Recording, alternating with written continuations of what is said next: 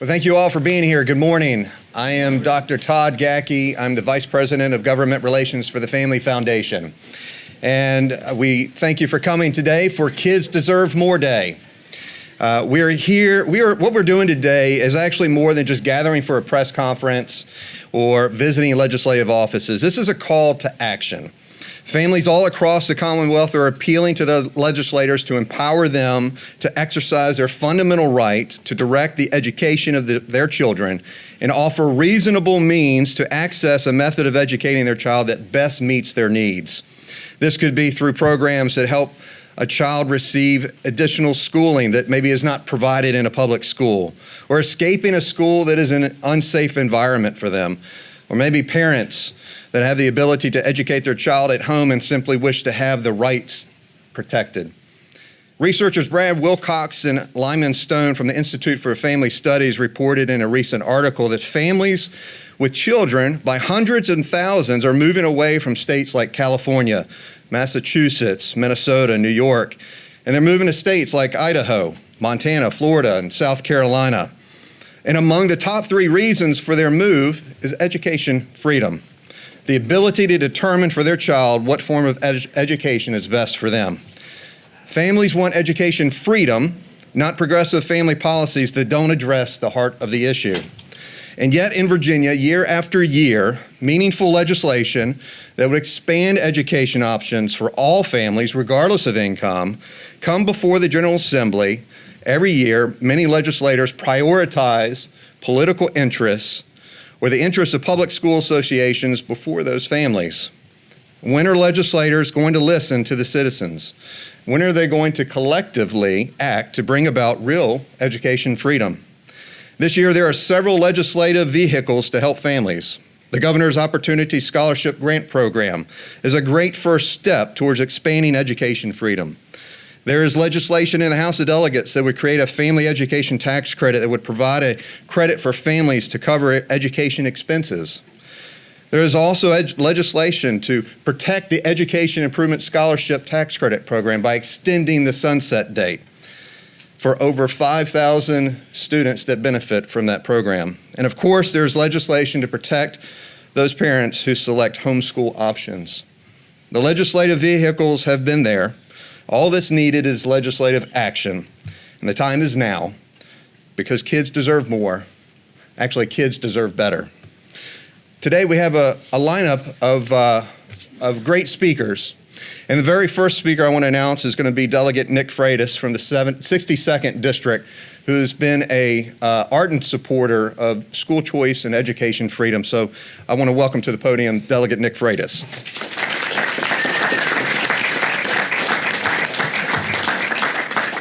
Well, thank you very much to the Family Foundation. Thank you mostly to all the students that are here today. As many of you know, my wife and I chose at a particular point to homeschool our kids. That wasn't our original plan. But one of the things that we really appreciated about the homeschooling option was that it actually afforded us the opportunity to customize the education for our children. Now, my wife and I are not wealthy, right? But we were shocked at the number of options that were available to us, and I am equally shocked to see that there's actually moves in this legislative cycle to actually reduce those options that were available to us. Now, we can talk all day long about some of the differences of opinion that we have with respect to some of the political and ideological messaging that's taking place within our government-managed schools. But I also want to talk about some of the benefits that are realized when all of a sudden you are allowed to customize education to the individual student as opposed to forcing them in to a largely one-size-fits-all solution. This is very, very problematic on a number of fields. And the one thing I want to make very, very clear today is that one side of this debate is saying we want there to be a plethora of options. We want there to be all sorts of opportunities because we realize that every child is different, not just with respect to their interests, but also their goals. And we want an educational system that actually reflects that. We don't want to force them into models that don't necessarily work for that particular student. And another side of this debate is increasingly trying to restrict and reduce those options into a very, very narrow field that they feel comfortable with. Well, look, if you want to send your child to a particular school, I think you as a parent should be able to have that option. But if a different parent wants different options for their child, they should have opportunities as well. And that's what this is fundamentally about. You may want to educate your child. You might want to teach your child different belief systems or things that I don't agree with. I'm not trying to impede your right to do so. Why are they trying to impede our right to do so? So ultimately what this comes down to is, as a free society, we still believe that about ourselves. As a free society, do we recognize that ultimately it is the parents' both privilege and responsibility to direct the upbringing of their child? And are we going to come alongside and facilitate that with more options? Or are we going to now come to the conclusion that it's ultimately the state's responsibility, and therefore give the state an increasing amount of power and authority over the education and upbringing of our children? Ladies and gentlemen, there are countries all around the world and throughout history which have adopted the principle that the government is the primary entity responsible for the raising and education of children. I hope to God we don't want to implement that here. Because I think it is a wonderful thing when free people are empowered to be able to choose the options that work best for their child. I sat there and watched as my oldest daughter, probably a sophomore in high school, just absolutely struggled with a particular topic. Why? Because the textbook that we had wasn't working for her. I didn't have to go through some long, onerous process. I didn't have to show up to school board meetings. I didn't have to go and beg teachers or try to get different tutors. This isn't working for you? Let's try something different. And we did, and we found something that works. And instead of her sitting there frustrated and hating learning, she realized that, gosh, we could just switch this up a little bit in a way that made sense to her. I have a feeling one day that we're going to look back on a lot of the things now that we categorize as learning disabilities, and we're going to find out that they weren't so much a learning disability as it was we placed a student into a system that did not work for them. And far from being a disability, if we actually put them in a different environment, which recognized their unique way of learning or understanding stuff, they would not only do fine, they would thrive.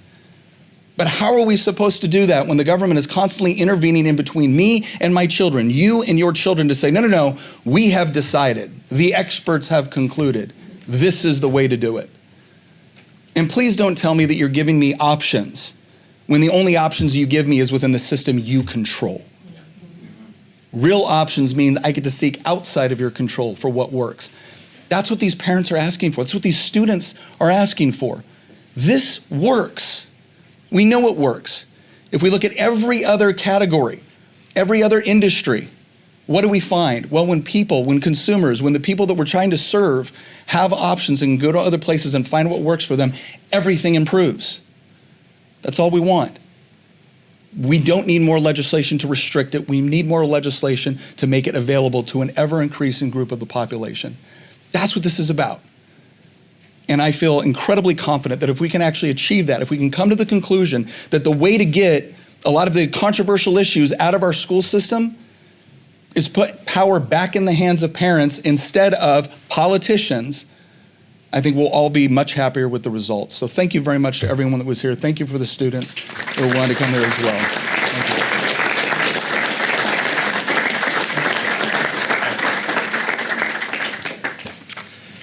Thank you, Delegate Freitas. Next, I want to introduce Delegate Mark Earley from the 73rd District, who is carrying legislation to extend the sunset date for the Education Improvement Scholarship Tax Credit Program, a vital program for so many students here in the Commonwealth of Virginia.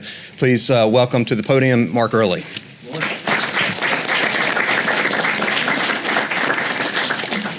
Good morning. It is wonderful to be here today, especially with so many parents and students. Normally on days like this, we just get to be with our, friends in the press and colleagues, which, that gets old after a while. So it's good to have you all here. And listen, as Delegate Freitas said, we're here for one reason, which is to try to expand opportunities for parents, kids, and families to grow and get educated in the way that you all see fit. So we are so glad that you've come here to make your voice heard. So thank you for that. I just want to start with a very, very basic truth, which everybody knows. You know it from your own kids, you know it from your own communities, which is kids are not one size fits all. So it doesn't make any sense for our education system to be one size fits all. I grew up in public schools, had a great experience, and for a huge number of people, that's a great fit. It's great. In fact, for the majority of people, that's a great fit. But for some, alternative options make sense. Like for right now, my wife and I are homeschooling our kids. We'll see what the future holds, but the point is, choices and options, maximizing those things, are what we're here to do, to give you more options. One of the routes to do this is the Education Improvement Scholarship Tax Credit Program, which allows for so many lower income families and students to have more choice and opportunities, and thousands across the Commonwealth benefit from this program today. But there's a problem, which is that program has a sunset on it, which means that if we don't do anything, that program is going to go away in short order. So one of the priorities this session is to get rid of that, and this program has no impact at all on state support for public schools. So I'm proud to be carrying this legislation, HB 2759, so that this program stays intact. We have down here in Richmond, I think, a constricted view of what education should look like. I think in the past several years, I think especially since all the COVID issues, we've seen an education revolution in the country and an education revolution here in Virginia. And it is time for us to open our eyes and expand our view of what educating our kids looks like. So that's what we're here to do today. Again, we appreciate you all being here. And especially to the students here, thank you all for taking the time to be here. I want you to do a couple things. Number one, listen to your parents. Listen to your teachers. They love you. They got your best interest at heart. But I also want you today to go around, talk to your representatives, tell them how you are benefiting from whatever your current situation is. And the most important thing, if they don't do what we're asking them to do here, in a few years when you're a little bit older, I want you to run for office and I want you to make the changes yourself, all right? All right, thank you all for being here. Appreciate it. God bless you.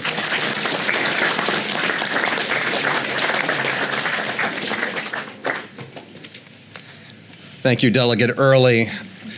Next, we want to hear from the parents and the students who are actually benefiting from these programs, and they actually can give you a testimony about how they've been impacted by having more options in our education system. So the first individual I'd like to introduce is Lakeisha Avery, who's a mother of 2 students in the Richmond area. So Lakeisha, would you please come to the podium?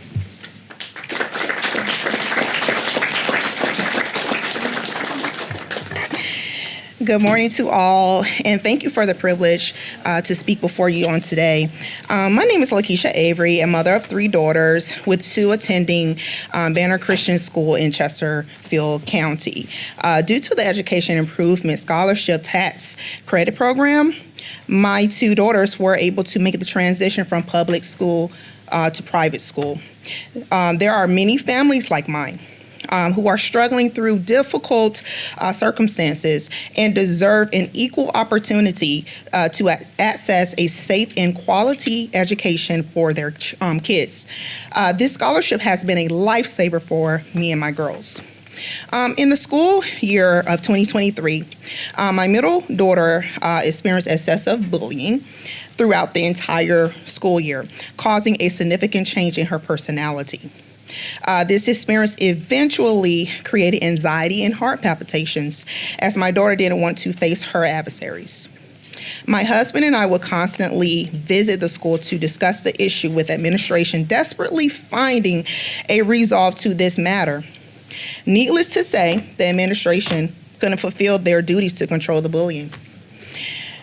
During this same time, I was dealing with metastatic breast cancer, and then the inevitable happened. My husband unexpectedly passed away on January 6, 2024. Grief then began to sit in, and although this traumatic event with the passing of my husband had taken place, the bullying never stopped. My daughter had to finish the last few weeks of school at home. Desperate as the only living parent, I had to change the dynamics of the emotions of my daughter as far as what she was feeling within. And I didn't want to repeat the cycle with my youngest daughter as she was entering middle school. Although my household finances had changed, I was desperately searching for an alternative education solution that would bring back the happiness and joy that my middle daughter needed. And then I discovered Banner Christian School and noticed that the school offered a tuition assistance program. I immediately applied, and as you can see, my daughters were accepted. Can you imagine the sigh of relief? I thank God for this scholarship that my family was able to receive, as my daughters are both thriving at Banner Christian School. The anxiety and heart palpitations immediately subsided with my middle daughter. And both daughters eagerly tell me how they did on their assignments, how their day was, and discuss their plan on completing their homework. Discussing homework with a preteen? Banner Christian School has tremendously helped my daughters to see a brighter future with their education. I'm asking for our beloved Virginia legislators to continue providing the EISTC program that enables not only my children, but other children to stay at a school that will continue to help with their success while also feeling safe within their environment. If this program ends in 2027, many students and families would be devastated, not knowing what the future will hold for their education. I'm still battling metastatic cancer, along with grieving the passing of my husband.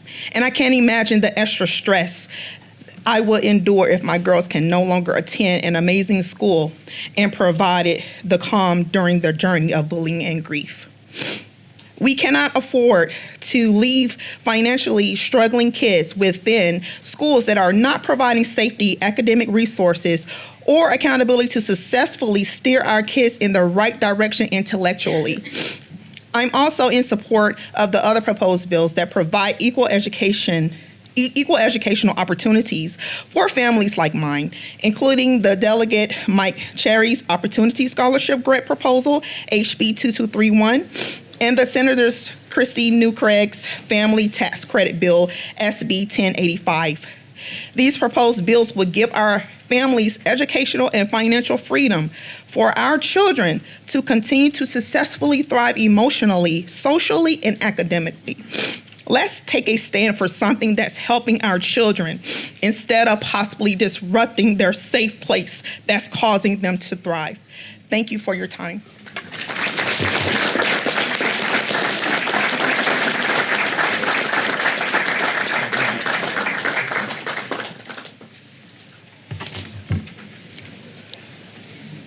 I mentioned earlier that some of these programs help allow a child to escape an unsafe environment and find a school or a place where they feel comfortable and safe. And I think you couldn't hear a better example and testimony about that. Next, I want to introduce Quashina Raven, the mother of a first grade daughter, and she's going to share her testimony about her experience here with the program as well. Thank you. Thank you.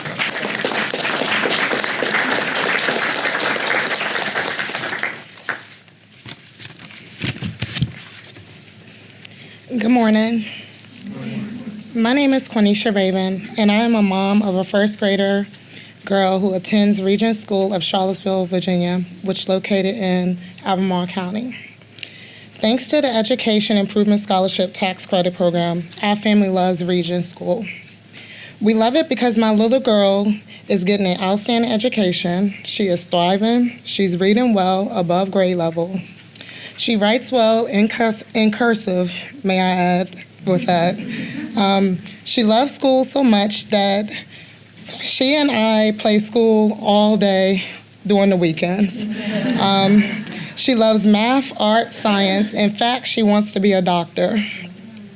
She has friends who love her, but mostly important, she has amazing support from her teachers. They are top-notch.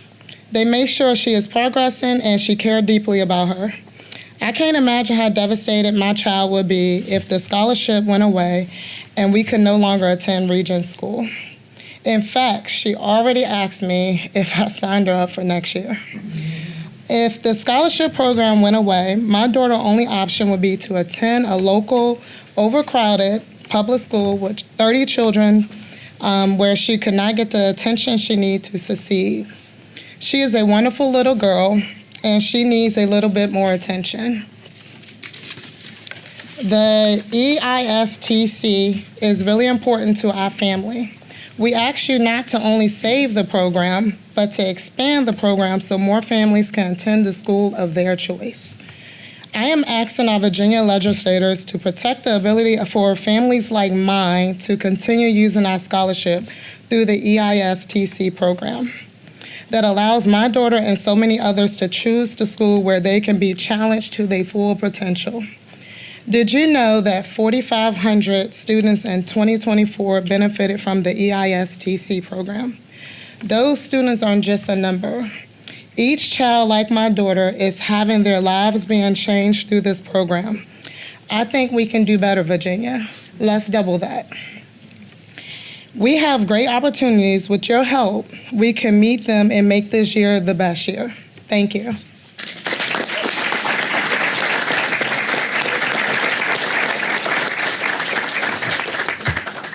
All right, now you're going to hear from some students.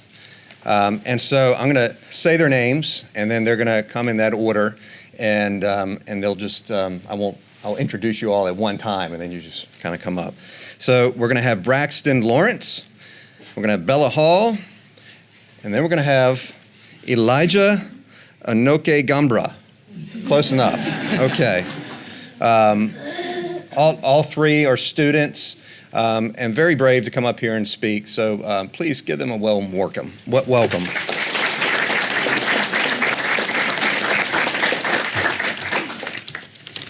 Good morning. My name is Braxton Lawrence. I'm 15 years old, and I'm a 10th grade student at Grace Christian School in Hanover County. My Education Improvement Tax Credit Scholarship is important to my family and I because without it, I would not be able to attend a school where I can succeed academically and get my specific learning needs met. Not everyone learns the same way, and now I have a chance to attend a school where teachers genuinely care about my success. At Grace, they have time to focus on creating meaningful and engaging lessons so that without constant disruptions that I experienced in public schools. In my previous school, learning was often interrupted by students talking out, fighting, and using inappropriate language, making it hard for me to stay focused in class. Teachers frequently had to stop class in order to address these behavioral issues. Being in a supportive and orderly environment has made a huge difference for me. I'm not sure what I want to do in my life yet, but being at a school of my choice where teachers have time to teach and classrooms are focused on learning gives me a better opportunity to explore my interests and make informed decisions on my future. I'm here today to ask Virginia legislators to continue to support this program so that students like me can continue to thrive in schools of their choice. Thank you.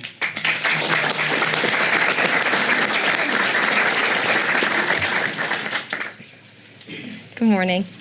My name is Bella Hall, and I'm representing Grace Christian School. I'm 14 years old, and I'm in 9th grade. It is both an honor and a privilege to stand before you today as we promote one of the most important causes of our time, the future of our children, and the freedom to choose the education that best suits their needs. I've received the Education Improvement Scholarship Tax Credit, and every child deserves an opportunity to grow and succeed like I have had. Let me briefly share with you my previous school experience. On May 11th of 2023, we had a serious lockdown due to a gun threat. That day felt like a moment frozen in time. I remember the walls closing in, the air thick with fear, and the sirens outside. The search dogs and the SWAT team looming over the classroom with their big guns. They reminded me of the danger, and I couldn't understand if I was truly safe. I was shoved into a tiny closet with 15 other people, unable to breathe, waiting for hours while officers determined if there was still an active threat. That moment was overwhelming and is still overwhelming to think about today. Also, at my old school, I was bullied for something that meant so much to me, my faith. I started a Bible study to help other Christians and to learn more about the Bible while supporting each other. But for the whole year, some of my classmates teased me and judged me for it. It wasn't easy, but I knew I had to stay strong in my beliefs. It was in those terrifying and unfortunate moments that I realized I needed a different school environment, something that can't change me for who I am. When I came to Grace Christian School, a school of my choice, I found a place where I could feel safe and supported. It's a school where I could be myself without the fear of judgment. Grace gave me the opportunity to focus on my studies and personal growth. As a student who benefits from the scholarship funding, I'm here today to ask you, our legislators, please keep supporting scholarships that help students like me attend private schools. Having the freedom to choose a school where I can feel protected and valued is a fundamental right that every single student should have. Thank you for your time and considering the future for students like me.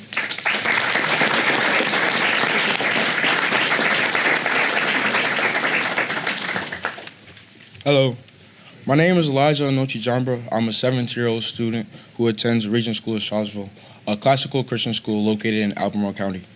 I have benefited from the Virginia Tax Credit Scholarship since the 9th grade. This scholarship is important to me because it enables me to have an opportunity at this school where I can actually have a connection and relationship with all my teachers who are able to take time out of their days and lives to be able to help me. Regents has helped me become more prepared for the world around me. It has strengthened my faith with God, enabled me to think outside my comfort zone. I have great friends, great teachers, a good sports opportunities, and I am thrilled about my future. I am blessed to go to such a wonderful school that has taught me many life lessons that I will use for the rest of my life. One of the greatest lessons was during a rhetoric class where we were talking about the allegory of a cave by Pluto. In this class, basically, Pluto wrote about men in a cave who were chained to a wall, and all they could see were shadows around them. And then one day, someone got freed and saw the light. This has stuck with me because it shows that those who are trapped in darkness need a light to experience the truth. For me, this light was shown to me during our first basketball game of that year. One of my seniors, Micah Tawari, we lost the game, sadly, but he stood up and showed responsibility and took accountability. Ever since then, I've been able to use this accountability in basketball. If I ever have a turnover, I'm able to hold up my hand and say it was on me. It's also able to help me in work whenever I mess up or in school, be able to say it was on me and be able to accept my fault. It also showed me the truth, the beautiful, and the good in life. And since this opportunity, I think everyone should also be able to learn about the true and the good and the beautiful. That's why today I'm here to ask that the legislator to not cut or end my scholarship, but to expand the program so that other children might excel and be able to also find the true, the beautiful, and the good. Thank you.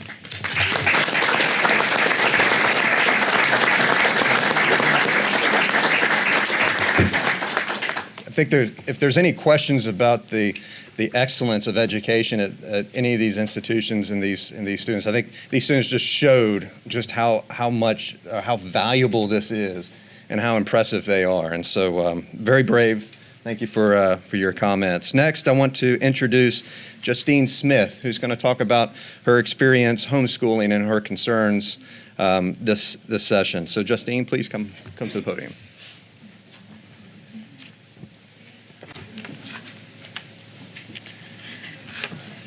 Good morning. My name is Justine Smith, and I'm the mother of 6 children who've been exclusively homeschooled until college. We began our homeschool journey way back in 2005, so this is our 20th year.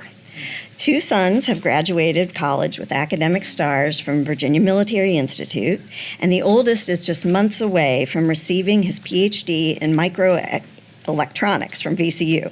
Not that I understand it. And the next is a commissioned officer in the United States Coast Guard, currently serving on Staten Island. Our next 2 daughters are currently pursuing Bachelor of Science in Nursing degrees at local colleges. Our youngest 2 are in 6th and 9th, and they're with me here today. I stand as a testimony that homeschooling works. Parents that choose this education option do not do so flippantly. It requires much work, planning, and sacrifice to provide appropriate instruction for a child. Who else cares about the quality of their child's education like the parent? In Virginia, homeschooling can be done by the homeschool statute or by religious exemption, which was established in 1976. Today, I speak in opposition to Senate Bill 1031, put forth by Senator Pekarsky. This bill would essentially nullify the religious exemption to compulsory school attendance, putting the decision to hear and decide the fate of a family's sincerely held religious convictions in the hands of the school superintendent. Tacking on additional and arbitrary requirements to this exemption is an attack on these families' First Amendment religious rights. This is a freedom of religion lawsuit waiting to happen. Thankfully, we do not have to overstep our religious rights to wonder how religious exemption students perform. In 2018, the Home Educators Association of Virginia, along with an independent testing service, conducted a study using the California Achievement Test to evaluate just that issue. Of the 986 volunteer participants, 792 who homeschool through the homeschool statute averaged in the 90th percentile. The 194 religious exemption students scored in the 83rd percentile. Both of these homeschool groups scored well above the 50th percentile national average, showing that homeschool parents are providing excellent educational opportunities across the board. With 1,224,158 students in the public school system, the state has a multitude of students' education to watch over. Senate Bill 1031 is simply unnecessary and gives more work to the already taxed school system. Why make religious exempted families answer to the state to prove the legitimacy of their religion when they already answer to a higher power? The vast majority of homeschool parents want what's best for their children and plan their education accordingly.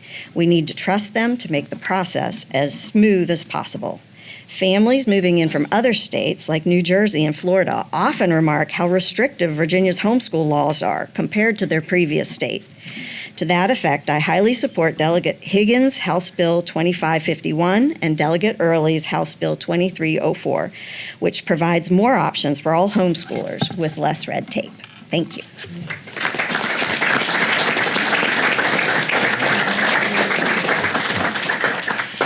I'm Victoria Cobb, president of the Family Foundation, and just on behalf of the Family Foundation, let me thank all of you for being here. We are so appreciative. I cannot think of a better or more important time to emphasize the fact that kids deserve more in this Commonwealth.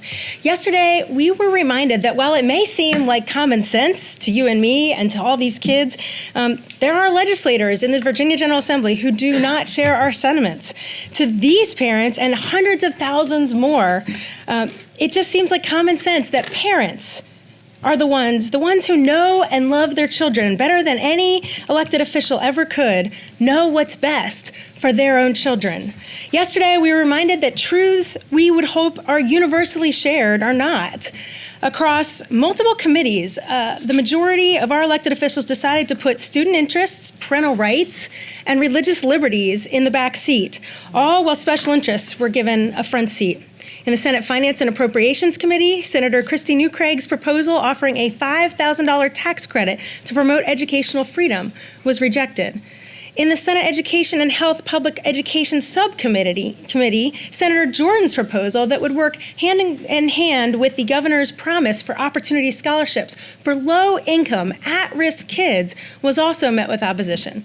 Now, we're here to say we're going to keep fighting, and there are House bills. We are going to win this battle. It's just a matter of time. But we have to talk about the opposition to this situation. What is preventing these children from receiving alternative forms of education and educational opportunity? Because we know that this is a very popular position with the electorate. It appears to me not only political malpractice, but evil to stand between a child and the opportunity they need to secure the right education. Kids do not deserve to be political pawns wielded by teachers' unions who are willing to use their well-being and educational development as part of negotiations. These kids can't abide a partisan game of keep away where current students, these kids, and the future leaders of our Commonwealth are the ball being withheld to prevent someone from simply securing a win. While these two bills there are two bills promising educational freedom to students across Virginia, and two of them were voted down yesterday. Another bill, interestingly enough, was voted out of the very same committee. SB 1031 that was just discussed by Senator, that was just discussed on homeschooling, sailed through its subcommittee. What does that bill promise to do? It promises to remove the religious exemptions currently in place for homeschool families in Virginia that safeguards religious freedoms and parental rights.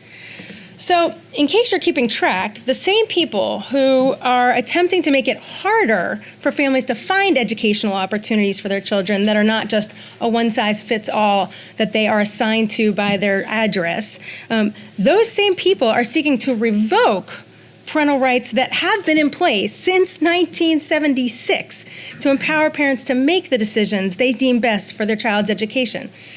I find it fascinating that every time the EISTC scholarship comes up, you have someone that feels the need to try to make it sound like this is going to cost the state money. But when we talk about removing the religious exemption for homeschooling, no one wants to talk about what happens if these 50,000 plus kids decide to return to the public school. No one mentions that cost. It's never in consideration, and it absolutely has to be. Ladies and gentlemen, it's time that we remind those in the legislature of an eternal, timeless truth. It is parents who bear the responsibility to ensure that their children receive a quality education. Education is so much more than figuring out which bubbles to fill out on a standardized test. It's far more than that. I wish to echo the sentiments expressed by C.S. Lewis when he observed the purpose of education is the nurturement of the soul. Who better to see to it that their child's soul is nurtured than those who love them best, the parents? At the end of the day, government should be coming alongside and empowering parents to make the best decisions possible regarding their child's education, whether that decision be public, private, or homeschooling. And let's not forget that this is the American dream. Kids have to have a good education to be the future of the Commonwealth that we talk about so much down here at this General Assembly. These legislators should be seeking to lift up and assist where they can, not further burden them. Why should we not seek to empower more children with more choices across the state of Virginia? A quality education is not something we should only expect from those who can afford it. Remember, we have educational choice in Virginia for people who can afford it. They can pay for a private school if they can afford it. They can move into the right public school district if they can afford it. If they can afford to forego a job, they can homeschool. There's a few people that can get a scholarship, an EISTC scholarship, but that's not enough for Virginia. Everyone needs that same opportunity and more. Ladies and gentlemen, we're here today to call on legislators to come alongside parents and empower them to help their children. This should not be a partisan issue in Virginia. At the end of the day, I think Mark Twain said it best when he quipped that he never once allowed schooling to get in the way of a great education. Well, I'm here today to suggest that we don't want to allow partisan politics and squabbling over schooling to get in the way of our kids' education. And with that, I'm going to go ahead and take questions, and also we've got some elected officials and Todd that can answer any questions you guys have about these various bills. Yes? I just want to ask about Senator Pekarsky's bill. She told me yesterday she's not removing the religious exemption clause. She just wants to make sure that there are students who are homeschooled are getting an education. You heard from several students who said they weren't getting an education. I guess my question is, if she's not removing the religious exemption, why is it bad to ensure that students are actually getting an education while they're at home? Well, first of all, I think it's a mischaracterization of the bill because no question, when you remove the religious exemption, you're impacting thousands of kids who are choosing homeschooling and who are getting a good education. Interestingly enough, when there are kids in the public school that aren't getting a good education, we don't try to shut down public school because one child is not getting a good education. And there are kids not getting a good education. But what we've got going on is an attack on homeschooling. And that's not acceptable to homeschool families. 50,000 kids re-entering the public school system would radically alter the costs in this Commonwealth. So it's about 6,700 kids this year using the religious exemption, and the bill just seeks to put some basic accountability measures like proving that you're actually educating your kids. Can you explain the opposition to that? Parents have religious freedom. They should not have to stand up and defend to the government what they're trying to do with their child. The government is not the judge of someone's faith. And these children are getting an education. Well, anyone can homeschool their kid for any reason. It just seeks to put some basic send an email and talk about what you're teaching your kid that school year. Can you explain the opposition to that? There are parents who do not feel that they owe it to the government to explain their faith status. Todd, do you want to explain a little bit more? Yeah, I would also add that there's other methods of homeschooling, the other options that you get to choose. This is one of those options. This is, so as Delegate Freitas was talking about, we're looking for just options for all families. So this provides an option for a group of parents who say, according to my religious values and convictions, that we want to educate, according to our fundamental right, our children in the best way that we see fit. And that means we've had this in place for years, and it's never been an issue until now. So to say that all of a sudden that they're not meeting the requirements and not meeting some sort of expectations is just it's unfounded, because we just had a parent up here who actually commented about the gains that these students are making. Look at the overall test scores of homeschoolers. They're in many cases beating our public schools. So it's Well, the kids who have their religious exemption aren't required to do any test or prove any of that. I'm having a hard time understanding the opposition to just saying, like, proving that you're educating your kid for these 6,700 kids. Well, we have a religious freedom. We have the ability to exercise our religious freedom, and so this is a way in which we do that, through educating our kids according to our religious values and convictions. Now, my question would be, why do you feel the need to have to impose those on those families? Why can't you allow those families to educate their children according to those values? You have all these other options, homeschool options, that are available. It's never been an issue for all these years. I think the focus of the General Assembly needs to be, what do we do with the kids who are not getting an education, who are currently in the public school system, that they're accountable for? That's what the elected officials are here for. And if they can't help those kids, and some of those kids are saying, look, I haven't found the right education in my public school, I need another option. That's where the focus should be, in expanding those options with things like EIST scholarship, making that permanent, expanding who it's available to. That's where the focus of the General Assembly ought to be. And they're picking 6,700 students to essentially, drill down on that we don't have a record of a problem. And I understand your point, but this is about their fundamental right. Let's go ahead and take some other questions on other bills too. Anybody else have? Well, just clarification for the EISTC, from what you're saying, has this been extended in the past, or is this the first time that the sunset's coming up? This is the first time. First time that the sunset. We're approaching the sunset. Yeah, it's not here this year. Yes. So this bill that Delegate Mark Earley is carrying would extend that sunset date so that the program does not end, and that you would not have over 5,000 plus students all of a sudden losing their scholarships to attend the private school that they like, that they enjoy, that they love.